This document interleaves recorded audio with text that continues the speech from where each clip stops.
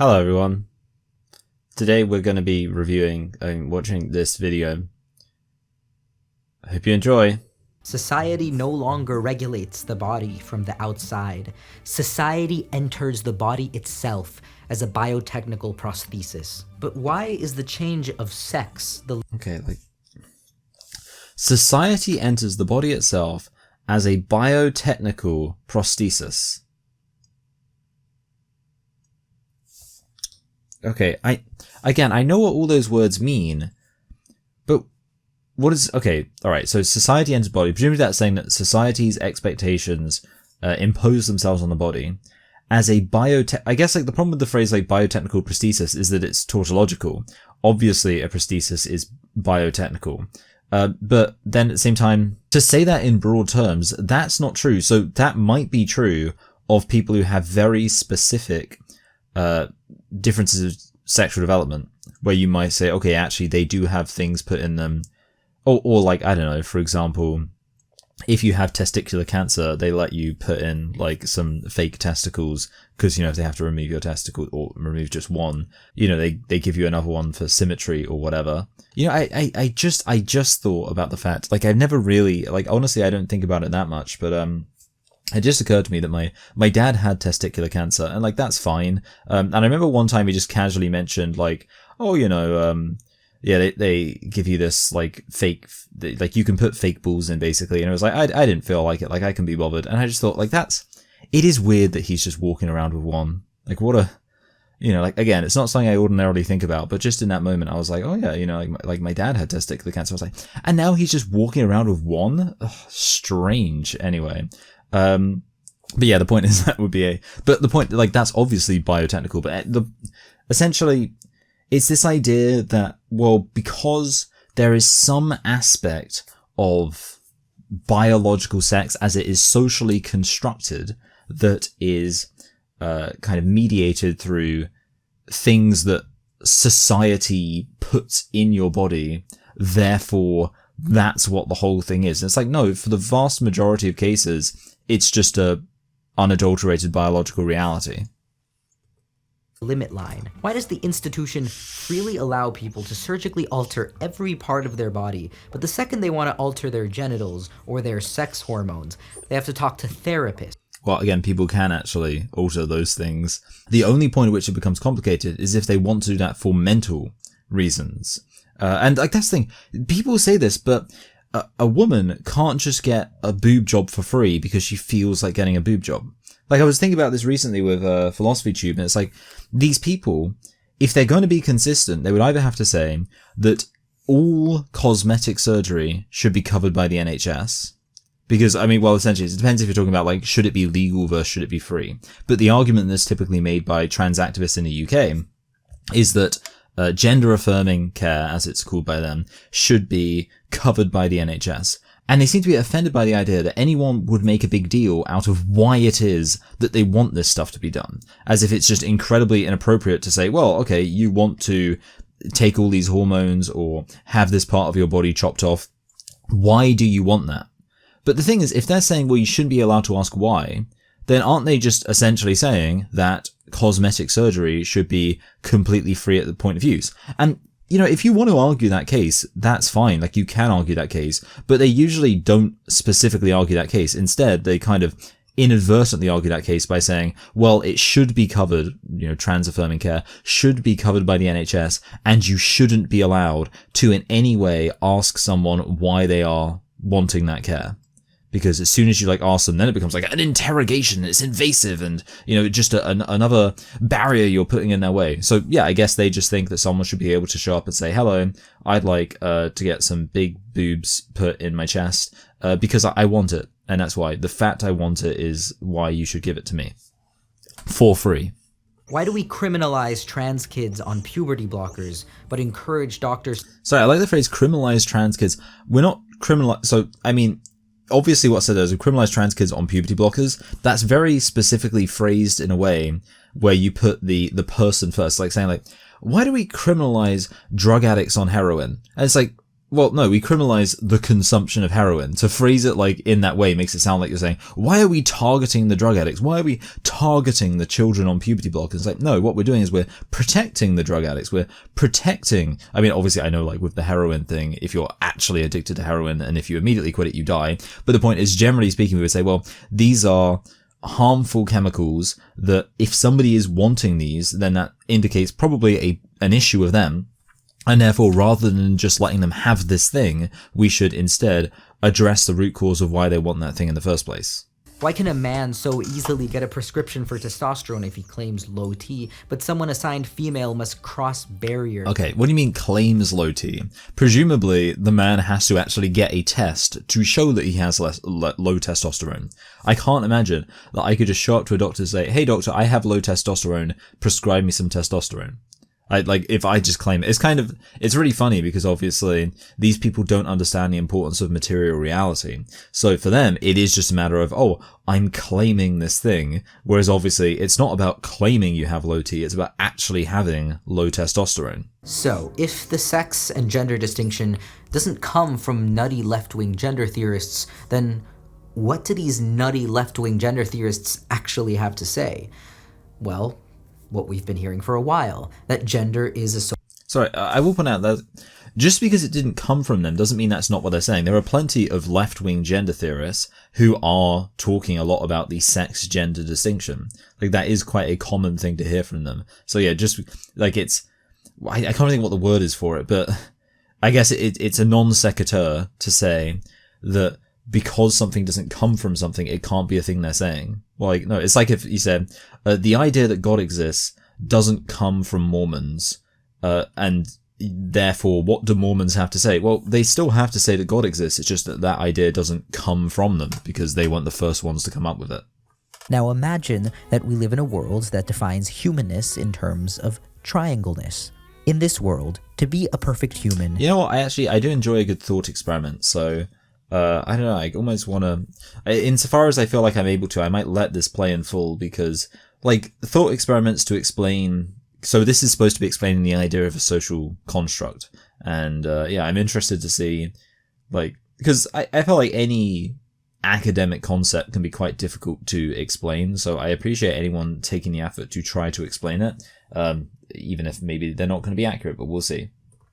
Is to be a perfect equilateral triangle with 3 equal sides and sharp 60-degree angles. Yeah. Also in this world, humans have invented the concept of triangularity, which, in their world, is the quality of approximating the perfect triangle. But similar to the real world, not everyone in our little 2D world is perfect. While many, even most people, approximate this perfect triangleness in some way, no one is born with perfect sharp 60-degree edges. No. Okay, so this is where we're at right now. Cool. Just let's hear more. So one's sides are exactly equilateral or straight. Some people's sides are a bit on the long side, some on the flat side. And though everyone thinks of themselves in terms of triangularity, look, I'm going to pause right now and point out an immediate issue, which is this. There is still a strict definition of being a triangle, which is having 3 sides. Now, I suppose you could say that the ones that are kind of curved are where that gets complicated, but even still, there's like 3 straight edges. So you actually have an example here of like, yes, you might say that none of these things are perfect triangles, but they're not, for example, squares. They're not pentagons. They're not, like basically, if you just think of it in terms of number of sides, you can identify in all these cases 3 sides, even if in the case of the more like rounded ones, there's not a strict definition of like, oh, these are sides because they are perfectly straight and separated by clear, sharp angles. Nonetheless, they are identifiable as sides. So if this was to be consistent with trans identity, you'd have to say, well, in what sense can biological males be identified clearly as women? One measures their place in the world with reference to the perfect triangular idea, the amount of people who actually match this ideal perfect triangle being are a tiny percentage of the population. Which, by the way, is fine. Like, it's perfectly okay to have a perfect ideal notion of what something is, even if most people don't fit that. Indeed, the fact that most people don't fit it is kind of one of the reasons why it's fine, because no one would therefore feel excluded.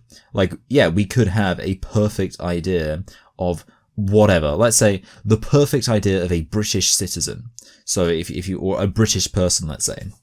So it might be the kind of accent you have, maybe your ethnicity, maybe your religion. If you're more like Anglican or Baptist or something, well, that's obviously more historically British religion to have. Obviously, it could be about all sorts of culture stuff, about your diet. We could have this archetypal idea of a British person, and that's fine. Yeah, some people might fit that more than others. I don't fit it perfectly, certainly. Lots of other people wouldn't fit it, but we'd still say they're British. There's no issue there. So I would just say, like, right away, having this perfect notion of something, it's just useful as a way to define people. So yeah, like having this perfect idea of Britishness, does it help us identify all the people who perfectly fit that? Well, no, because it's possible that nobody fits it, but it does help us distinguish between whether someone's like British or French, if they actually fit all of the things that line up with being French. So there's just no problem having this idealized notion of this is the perfect example of this thing, and we are going to define you with reference to this. There's no problem with that. Now, some of the less triangular among us might say something like, hey, I think that triangularity is a social construct. And those who more... Okay, it doesn't, like, it's not relevant. So, like, whether you fit it more or less doesn't matter. You could... I mean, see, the thing is, it obviously is socially constructed. I will notice, by the way, the concept of it being a social construct actually hasn't been explained at all here. Rather just the, I guess, social implications of something being a social construct. Like, when you're having the phrase... I think this thing is a social construct said halfway into your explanation of what a social construct is, not really very useful. But also, if something is a social construct, then you can acknowledge that as someone who lines up with it quite a lot. And also, as someone who doesn't line up with it very much, you might not think, again, it would be pretty stupid because it obviously is a social construct. But if somebody is... like a very recent immigrant to the UK, they're kind of like integrating, but like they still have a very noticeably foreign accent. Maybe they don't even speak English very well. There's lots of senses in which they would fall short of an idealized notion of Britishness. There's no reason why they wouldn't still be able to say, nonetheless, I think this idea of Britishness is not a social construct. Again, it doesn't really make any sense why they would say that, because it is a social construct. A lot of people have this idea of like something being a social construct meaning it doesn't count or it doesn't matter, which is ridiculous. Like, yeah, this idea of being British is a social construct, but it's still a real thing. But either way, the point is that whatever your attitude towards the social constructness of Britishness, that doesn't have to parallel whether, like, to what extent or correlate, I suppose I should say. That doesn't have to correlate with how much you align yourself with that idealized notion. How the hell is triangularity a social construct? God made us in his perfect triangular image, the Holy Trinity, 3 sides and 3 angles. And that person, I'm pretty sure that's a partialism, actually. Sorry, it's just sounds like partialism to me. a way, might be kind of right. A lot of people do approximately look like the perfect triangle. But to say that triangles are a social construct is not to deny the reality of people's bodies. Well, okay, so first of all, to clarify a point, it's this idea of like triangles are a social construct. That's where it gets confusing. Because no, like the idea of something having 3 sides, that's not a social construct. Like we didn't invent the concept of something having 3 sides. The social construct aspect, I mean, in this context, obviously, see, this is when the metaphor kind of breaks down, because obviously the reason why it's a social contract here is because literally people, human beings, and as such society are triangles. So obviously in a society where people are triangles, triangularity is going to be a social construct. But yeah, this idea of deciding to identify certain shapes and being able to say, this is a triangle, this is a square. Well, obviously that's a construct in the same sense that language in general is a construct. But I wouldn't really say, like, outside of this analogy where triangles are being used as a stand-in for people, I wouldn't say that triangles actually are a social construct so much as they're just a more generic, like, I mean, they're a mathematical construct. We don't really use triangles in a social way. So that's why I would say they're not really a social construct. The perfect triangle is an image, an idea.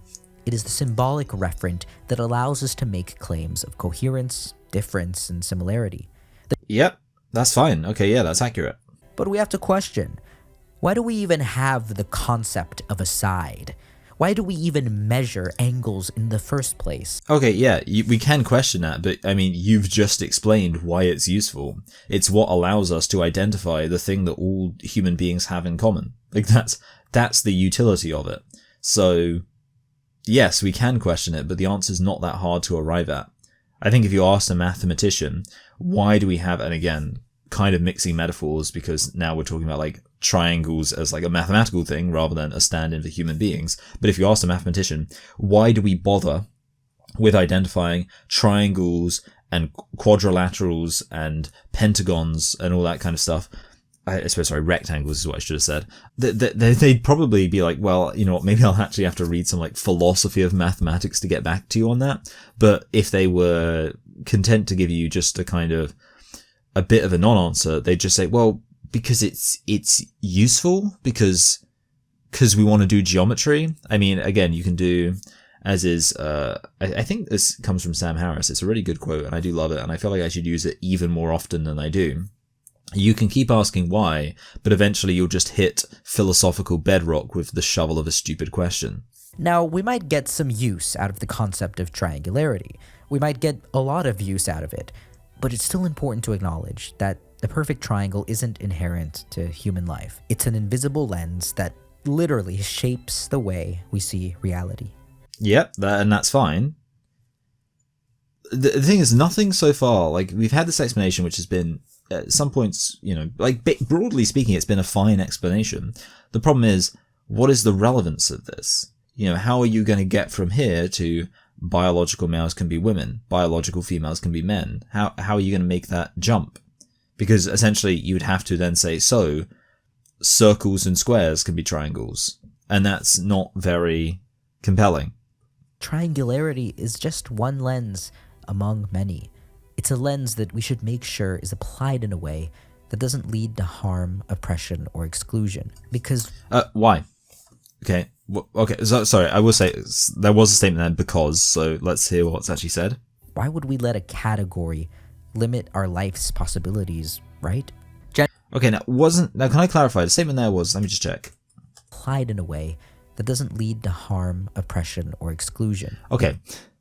The category should be applied in a way that doesn't lead to exclusion. That is literally the point of what a category is. That is oxymoronic. You can't talk about a category being applied without bringing about exclusion. And the reality is, even regarding like harm and all that other stuff, ultimately, if it hurts your feelings that we identify things in an accurate way, that's like, yeah, that doesn't change reality. This idea, and this is something that you hear, I mean, I think like this was basically Vorsch's argument when we had the debate, is essentially because these categories are socially constructed, because they're in some sense made up by us, therefore we can just like, they should be entirely beholden to our sense of morality. Whereas what I was saying is no, because these are categories that we use to describe reality, they should be beholden to how useful they are in describing reality and how easy it makes it to identify things. So I would say that the fact that we can identify the reality of men and women having existed and what it means for a man and a woman to exist is so useful that even if that categorization actually does cause some harm, that doesn't mean that we should therefore just abandon it, because it has utility beyond moralistic utility, because there is utility as a concept beyond that. Gender and sex are categories that define what bodies can be and do. And gender and sex. So you're kind of conflating two things. Obviously gender can define what you can do. But again, we can also like have gender and not be prescriptive about it. And obviously with sex, I mean, you really can't be prescriptive about sex. These differences exist, but it is a socially conditioned choice to use the lens of man or woman to organize these various observations. Yes, it is. What's the problem with that? Like, yeah, you're right. The issue is we've had, I think, already a statement to the effect of, when I say something's a social construct, I'm not saying it isn't real. I'm not saying it doesn't count. I'm not saying it doesn't matter. But then that's kind of being walked back when the argument's essentially presented. These things are social constructs as if therefore it doesn't matter. Like, if you're going to acknowledge that something can be a social construct and still be useful and still have a point and still be relevant, then you can't dismiss people caring about the categories of man and woman by saying, well, it's just a social construct.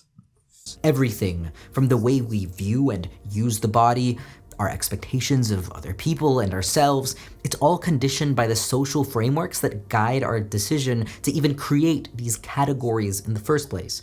It's genuinely impressive. Like, so much nothing is being said. I really, it offends me so much when I get comments from people accusing me of rambling, accusing me of not getting to point. I mean, obviously, as I've said many times on the Patreon thing, I mean, I kind of like almost as a bit of a joke, I guess, didn't say any preamble at the start of this video, just because I genuinely like really didn't have anything to say. But like often I will interrupt and just say some stuff which isn't absolutely necessary. And I would also say that I say things.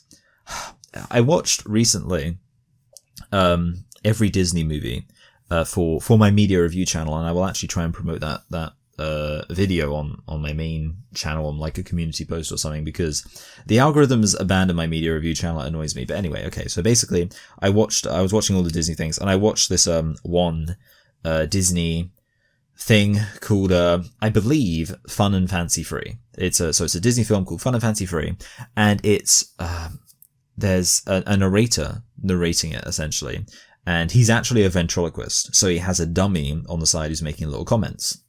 And there's a bit where he's explaining the stories of Jack and the Beanstalk. And he's saying, blah, blah, blah, blah, blah, Jack and the Beanstalk. And, he sets up the story. He explains, this used to be a great kingdom, and then it had a famine, and these people were starving, and they were really hungry. And then, they were going to kill their cow, but instead they thought, well, let's take the cow to the market and sell him. So Mickey Mouse goes and he sells the cow, and he comes back and he's got some magic beans. So he returns with some magic beans, and at this point, the ventriloquist dummy says, well, why didn't you just start here and save us a whole load of time? To which the narrator responds, well, I could have not told the story at all and saved a whole load of time. And like, that's essentially my attitude towards making YouTube videos, in that, I'm not necessarily claiming, if you imagine it as me like scripting it, I'm not saying every single paragraph that I put in a video is 100% totally necessary for the point I'm making, that it absolutely has to be in there. But the point is, well, the video doesn't have to exist itself. Like, I could not make YouTube. Like, anytime someone says, oh man, you like rambled too much because you spoke about this thing and it doesn't really matter to the overall point. And it's like, yeah, okay, fair enough. But I also, like, nothing really matters. I could have not made the video at all. So yeah, the point is, I strongly feel that I do pretty much include either stuff that is relevant or stuff that's a tangent, but it's a tangent that still has a point. Like, yeah, it's an aside, but it's not just completely meaningless like that. And that's, I guess, the key point I'm getting at here. I don't think there's anything I say in my videos that is meaningless. Yes, not everything I say is necessarily relevant, but everything I say, you can, watch a portion of any of my videos. You can be like, okay, there is a point being made here. And that's why I get offended when people complain about my videos and try to insinuate otherwise, because I spend a lot of time watching videos that actually don't have a point. I know what it looks like to watch a video that doesn't have a point. It's someone just sitting there saying, well, gender's a social construct, but that still means it's relevant. But at the same time, people talk about it as if it matters, and that's bad because it's a social construct. And, we have this idea and this idealized notion of manhood and womanhood, and we use this all the time to split people into categories. It's like, you haven't actually said anything. You've just described, you've partially contradicted yourself. And then aside from that, you're just identifying a reality without actually offering any sort of commentary or insight on it. And that annoys me. So I just hope you guys really appreciate how lucky you have it that the gender critical side actually has people who have a substantial point to make rather than just talking nonsense. Okay, so having just said like, oh, I don't ramble that much. I went downstairs and I heard something, and I don't know if I don't know if there's an actual reasonable basis for me feeling this way, but essentially, I heard that my cousin wants to come stay with us for Easter Sunday. And I don't know why, in my head, that's a weird thing to ask, because Easter Sunday it's already an occasion. It's an occasion where you go and see your family, but it's the way she asked was as if it was just a random weekend. You may say, oh, is it okay if I hey, come around to see you on the weekend of the blah, blah, blah.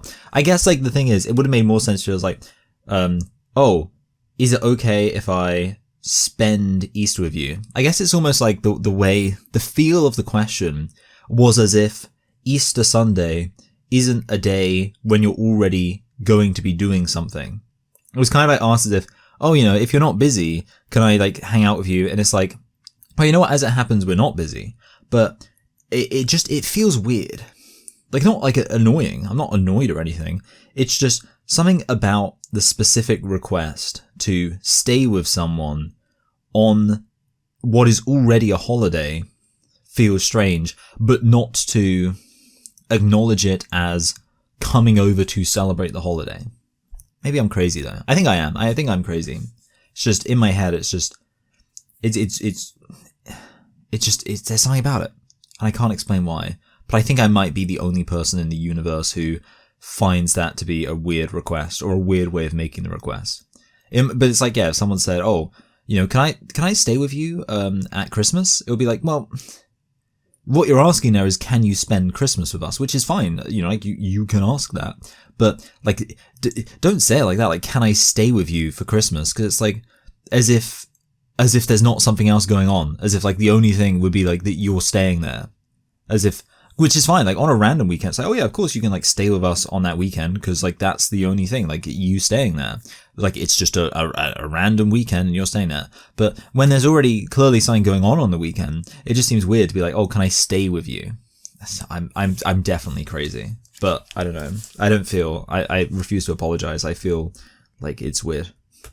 So you might be familiar with a little queer theorist named Judith Butler. Boo, I'm bored, I'm leaving. Butler's work is important, specifically because it completely disagrees with what conservatives today call gender ideology. But okay, so Judith Butler's work completely disagreed with gender ideology. They don't think people are born with essential gender identities, nor do they think that sex or gender isn't real. Butler argues, does Judith Butler think that biological males can be women and that biological females can be men? That gender is performative. Yeah, okay, that's, by the way, that's literally gender. Ugh, this doesn't make any sense because, so, yeah, you're saying gender is performative, but do you think biological sex is performative? Language also has the power to do shit. It has the power to create reality itself. Yeah, so I've already kind of addressed this before. Essentially, it's just completely illogical to say, well, because sometimes words can perform actions, therefore, all the time, if you say something, you're actually causing that thing to come into existence. You actually have to make a specific case for the claim, I am a woman turns me into a woman. When a groom says, I do, he's not just saying something or describing something. He's also doing something. He's enacting the marriage contract. The I do transforms reality by turning a bachelor into a husband. Yes. Judith Butler takes the concept of performative utterance, that thing we just described, and extends it to everything. Yeah, okay, and how? Or why? Yeah, okay, what's the reasoning? After a very strong bong rip, Butler began to wonder... Okay, so, yeah. You're literally admitting, you're just lampshading the fact it's nonsense. After a very strong bong rip. And it's yeah, because you would have to be high on drugs to come up with this idea. Making a joke about that doesn't mean that... It's just I don't understand how people can admit that literally... they know that these ideas are ideas someone could only come up with when they were high on drugs. form a relationship to the world, because otherwise the world would just be dead and incoherent goop. And in that sense, language creates reality. Okay, so language, I don't know why that's spelt wrong, but let's, especially since if there was a U there, it would actually fit in better, whatever. The other weird thing about this is, earlier on, there was an attempt to specify that, social constructs, they're not real, they're just kind of this thing that we make up, and it's not how the real world is. But now that's kind of being completely inverted by saying, actually, the language we use is 100% what causes reality to exist, and there is no reality beyond language. It's like those two ideas contradict each other, but they've kind of both been expressed with equal amounts of credulity. Our bodily acts, through a type of bodily language, socially create and recreate gender every day. See, like, the stupid thing about this, as an argument, is it immediately falls apart as soon as anyone disagrees. Like, one reason why we recognize that a man who says "I do" at a wedding ceremony is getting married is because we all recognize that, because everyone agrees on it. So, there's, like, they are performing the action. And also, I mean, there's literally a legal thing in place that says when you make this claim, not to say that that actually is, not to say that because, someone would say, well, we have the Gender Recognition Act. But the point is that's like one aspect of it. So one aspect of it is that, there is a legal thing that essentially says, when you say the words to enact getting married, you are literally doing the thing. 2, everybody in society agrees with that. And 3, there is a logical reason for why we would say, well, marriage is, like, literally what marriage is an agreement between two people to commit their lives to each other in a monogamous, faithful, romantic and sexual relationship. That's what marriage is. So, because that's the defining feature, obviously it's something that you can then assent to by saying, I agree. Like, seeing as literally what marriage is an agreement, by saying you agree to it, clearly that's a part of getting married. But in the case of biological sex, none of that actually applies, or rather, like the categories of man and woman, let's say. Yes, we have a Gender Recognition Act. Lots of countries don't, but yeah, okay, we have a Gender Recognition Act, but even that doesn't just say that you saying that you're a man or a woman makes you a man or a woman. But okay, like, that's the best case scenario, because then you talk about society. Is there any disagreement on this point? Yeah, there's a whole load of disagreement on this point. In many countries, this idea would be considered completely ridiculous. Even in the UK, there's maybe like a majority of people who might say they agree with it, even though there's a very significant minority who would say they disagree with it. And then once you actually get into, no, this is what these people are actually saying, and like non-binary and the kind of stuff that Judith Butler was talking about, many people wouldn't agree with this. And as for the logic of it, no, being a man, being a woman, this isn't just an agreement. This isn't something you say. This isn't something you ask for. This is a reality that exists. So in all 3 cases, and, kind of getting with increasing severity as we went along, you can see that this is very different from somebody agreeing to get married. They believe that gender and our experience of gender comes from the repetition of acts that we have labeled masculine and feminine. Gender is the process of giving and enacting meaning through the way we use and shape our bodies. So yeah, you'll notice this is completely sexist. Well, again, its problem is like, so yeah, there's gender and then there's categories of man and woman. So obviously, if you're just talking about gender, well, that's tautological. Yes, obviously gender is the performance of masculinity and femininity. That's literally what gender is. That's its defining feature. But if you're instead trying to say that the categories of man and woman, and, basically someone can become a woman based on their performance of gender, well, that's sexist. So, in fact, it allows us to see the more radical truth that all gender, even the gender of cisgender people, is based on complex social and psychological attachments and investments. Again, so to clarify a point, see, this is like the huge problem I have with the way these people use the term gender and then the way they use the word cis. Because according to these people, a butch lesbian who identifies as a woman is cis, right? Like, that's what they would say. But or I suppose a butch lesbian who is biologically female, would be considered cis by them. But then she's not conforming, like, she's very gender non-conforming. She's performing masculinity. So it's kind of like, well, yeah, obviously the, like, gender of cis people can be complicated because cis people can literally perform wildly variant gender. Indeed, a kind of again, so-called cis person can be more gender non-conforming than a so-called trans person. So it's just got nothing to do with each other, and that's why people just confuse themselves with the language they're using here. The better question is, why does anyone have a gender identity? Why do we as humans form deep attachments to the worlds that we create? The truth is that nobody knows, but Fantastic, useful. Okay, great. I'm glad we're really learning some stuff here. everyone experiences it. Everyone is born into the world, forms deep psychic attachments to categories, and everyone from the normative to the least. Okay, I don't know what you're on about there. Like, what deep psychic... Was it psychic? Was the word psychic said there? Like, psychic, like, you know, talking to dead people. Okay, whatever. Like, I don't think I have any such connection to categories. Like, yeah, I think that I'm a man, but that's literally just because I acknowledge I'm biologically male. That's all there is to it. I think I'm British, but again, there's no, like, deep, intense attachment to that.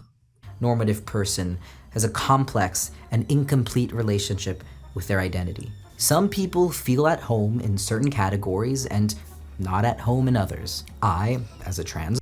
So to clarify a point, the only categories that I feel at home in are the categories that accurately describe me. The only categories I don't feel at home in are the categories that don't accurately describe me. Like that's all there is to it. And in the case where like some people might consider me a category and argue I should fall into that, and I would say not really, like I'll make an argument for that. For example, like I said recently on my Discord, I don't consider myself a Protestant. And the reason why is because I think that term is so broad that it doesn't mean anything. And also the implication of the term is that you are protesting against the Catholic Church. And I would say, well, I'm not protesting against it because I don't consider it to have been legitimate in the first place. You know, I'm not protesting against the Catholic Church any more than I'm protesting against the Mormon Church or Islam or Hinduism or Judaism. Those aren't things I'm protesting, they're just things that I have nothing to do with. So that's why I personally don't usually identify with the label Protestant. And if someone asks me, are you a Protestant? I'll typically say, I'm an evangelical Baptist. And if they want to interpret that as me being a Protestant, that's up to them. But it's just not a term with which I identify. But again, that's not me saying like, I'm not like trans Protestant. It's not like it's not like I'm saying I'm not a Protestant, I'm a Catholic. And then my argument is that even though I completely reject Catholicism, I should be considered one. No, my argument is, well, I just don't think that term is a particularly... And like that's a perfectly legitimate thing. If you think that a specific term is not useful and doesn't really make any sense, and this especially applies to like ideological terms, like, you know, like maybe liberal or communist or socialist, and you just think, well, maybe I might technically fit that definition, but to me, that's not a useful definition to be using. It's not a definition which I think, like the implication of that definition doesn't align with what I'm actually aiming for, or maybe you think that other people have made that definition completely meaningless. Well, then that's perfectly, like that's fine. To have those issues. And of course, I mean, like with the term cis, for example, a lot of people wouldn't want to identify with that, even if they might strictly fit the trans ideology definition of cis. But the point there is it's not about like, oh, I feel uncomfortable. It's about, I don't think this is accurately describing reality. I don't know why, but it just works for me. But for some reason, people consider my gendered attachments to be abnormal. Something in my brain went wrong. So, look, to clarify a point, you could literally just be like a butch. Well, I don't know, like a butch lesbian, butch straight person. I mean, yeah, you'd kind of probably have trouble finding a straight man that would be into that. I mean, having said that, I don't know, like, are you looking for a gay man? That's a separate, whatever. I don't know what this particular person's, you know, like, what they're looking for in life. But either way, there's nothing that means that you can basically present the way you do while recognizing that you are still female. Even cisgender people feel gendered incongruence. They, too, can feel incomplete in the norms assigned to them. Many cis... Okay, again, like, yes, obviously, because there are many... Look, there are, again, so-called cis people who literally wear drag, who are cross-dressers, and, you know, like, go out and wear makeup and dresses despite being biologically male. So you're not doing something here. Cis men and women alter their bodies through plastic surgery to fit the ideal masculine and feminine forms. Okay, look, I do think that's nonsense. I don't really think it's about like ideal masculine or feminine forms. I think it's about like people just want to be attractive in a particular way to them. Like, I don't think that makes them more feminine or more masculine. Like, if a woman gets a boob job, is that her trying to be more feminine? Well, I don't know. I think you can make an argument that actually, like, you know, the ideal traditional feminine form has often been, you know, like in kind of like classical Greek sculptures and stuff, not especially large breasts. So is that trying to conform to a traditional concept of femininity? Not really. Some men who can't grow beards undergo beard transplants to live their truth. To clarify a point, it's not about living your truth. It's just about wanting to look like an alpha. Like, that's it. Look, I wish I could grow more of a beard than I can, because it's embarrassing that, you know, I can't grow a big, thick, bushy beard. It's about dwarf maxing. That's what we want to do. It's not about gender. It's about living our true dwarf selves. I want to, you know, maybe lose a few inches of height and get a big, bushy beard and go and mine for precious metals. That's my truth, but that's got nothing to do with gender. A lot of women go through great lengths to remove unwanted body hair. We can criticize the way gendered categories are imposed upon us, but this is Again, I mean, the other thing about this is, okay, yeah, people do this. Like, to clarify a point, no one has a problem with biological males. Like, there are dudes who also remove body hair. And, like, personally, you know, the body hair that I remove, apart from anything else, I remove it because it annoys me. Like, why do I shave my beard? Because when it gets, like, all scratchy and, like, long, I just don't like it. And, you know, there's lots of other... I went through a phase of, like, shaving my armpit hair just because I didn't like it. I just thought, ugh, you know...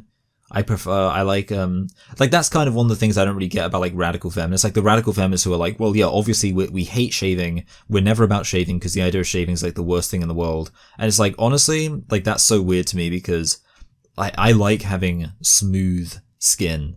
And yeah, I'm not going to be like, oh, and therefore, obviously, you like having to, like, shave every single inch of your body regularly to remove any body hair. No, that would be annoying. So I'm not going to pretend that I'm like, I really want to shave my legs and everything to be completely, you know, like, bald everywhere.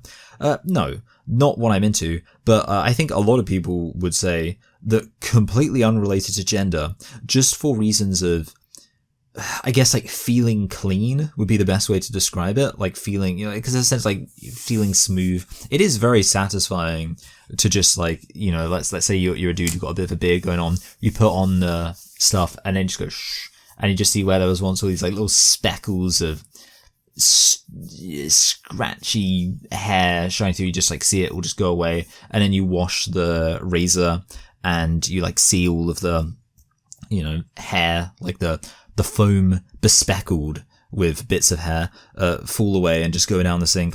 There's a sense in which that feels like a very cleansing thing to do, even though I'm sure, like, it's not actual dirt. So yeah, I'd imagine that's not a gendered thing, I don't think, and I'd imagine that's something that motivates a lot of people to want to shave various parts of their body. We often desire the same norms that cisgender people do, just in a non-normative way. While most people feel... I don't know if normative is one of those words that has, like, multiple different definitions. My understanding of the word normative is it means having to do with norms, rather than being... So essentially, if something's normative, it kind of means the same thing as prescriptive, rather than... Whereas here, the word normative seems to be used to mean conforming to normality. And that's not what I understand normative to mean. So, for example, like, normative ethics would be something that you morally think should be done because you think it's, like, the norms. So homosexuality is wrong. That's a normative position. We only pathologize this incongruence when a trans person experiences it. To long for your gender... That's not true, by the way. I mean, again, apart from anything else, trans people don't exist. But yeah, look, if a biological male desperately wants to present in a totally feminine way, but doesn't claim to be a woman, I think we could still, you know, kind of pathologize that, which is to say, look at it as something which might illustrate something about their mental health. I mean, am I right that in, like, Silence of the Lambs, I actually can't remember the main guy, but the guy, like, the serial killer is, like, a cross-dresser. He doesn't even identify as trans, does he? I actually am struggling to remember his name, but whatever, it doesn't matter. Yeah, like he doesn't even identify as trans. So yeah, obviously that's fiction, but it shows that we're clearly capable of understanding this idea that if a biological male, like, dresses up as a woman and does like some weird, I guess obviously in that case he's literally a serial killer, so obviously that's like a pathologizing thing. But the point is, like, even, it's not just that he's a serial killer, like he's doing all like the creepy stuff on top of that, of like dressing up as a woman and like dancing and looking at himself in the mirror and stuff, which again, do what you want to do, but that's like a weird thing to be doing. The point is, it's very obvious that we can understand that's a weird thing to be doing. That's something which maybe does indicate, a bit of like a mental health thing, without having to say, and therefore you're trans, or without having to be preconditioned upon that person being trans. Assignment is a virtue, but to long for another assignment is a sin. Why do we encourage some forms of bodily intervention and not others? Why Well, again, obviously that's like really stupid, because some can be good and some can be bad. do laws freely allow parents to irreversibly alter intersex children's genitals against their will, but when trans kids desire... To clarify, but it's not against their will, it's before they're able to actually, like, usually it's done when they're babies and they don't have an opinion one way or the other. But again, it's one of those things where I think I will say this, if we didn't allow people to do that, I think there'd be more people resenting that it hadn't been done, assuming it's something which has to be done, like when it's done at a younger age, that's like better, because, I don't know, it heals or whatever, or something like that. Maybe. But yeah, the point is, I think most people, I think most people who grow up with like deformed genitals would rather that had been something that had been dealt with, rather than being like, no, actually, maybe I wanted to grow up with, like something. Again, I don't know exactly what kind of genital reconstruction changes or whatever we're talking about here, but yeah, if you have, like, obviously there's a difference, and this is so obvious, but there's a difference between having a vagina because you're a biological female, which you then turn into a penis, and having what is in fact just a deformed penis that you make look more like a normal penis. I think in the latter case, we can pretty much guarantee that in the vast majority of cases, somebody will have preferred to have their penis made to look normal, whereas in the former case, in the vast majority of cases, the overwhelming majority of cases, women would hate the idea that when they were a baby, their vagina was turned into, like, to look more like a penis. Why do we give medical institutions the power to decide the parameters by which we can shape our bodies? I'm kind of over... This is really funny, because one of the things that, like, lots of other trans activists like to say is, every single medical organization agrees with trans ideology being valid and accurate and stuff. And it's like, well, you said it. Why do we let the medical organizations make these decisions for us? Maybe we should use our common sense. Oh good, gender ideology for everyone. Our collective attachments to normative gender ideas are strong, but institutions control who gets access to these normative attachments. Some queer theorists... It's so funny, like, when they say this, because it's as if, like, in their head, they think that the vast majority, like, it's essentially what they're talking about here is that there are a very, very small number of people who don't identify as trans who get access to certain treatments because of specific issues, whether it's, women who have, or like kids with precocious puberty, or women who have had a mastectomy and therefore, they get, like a boob job essentially to give them a sense of symmetry or whatever. And essentially these quite rare cases of people who just on one specific occasion get some sort of what they're calling gender affirming care, which is basically just care to bring your body into conformity to a normal expectation of how it should look and function. Which, okay, you can say, well, that's like a very specific, like, why do we have that? Why is that a priority we have? Okay, whatever. But the thing is, to focus on this tiny number of cases is as if, like, they think that this is a great injustice that these people get access to this stuff, and, like, meanwhile those people are like kids with medical conditions. And it's like, why are you so mad about that like kids with medical conditions are getting the treatment they need, and meanwhile, my recording ran out. Okay, turn it back on.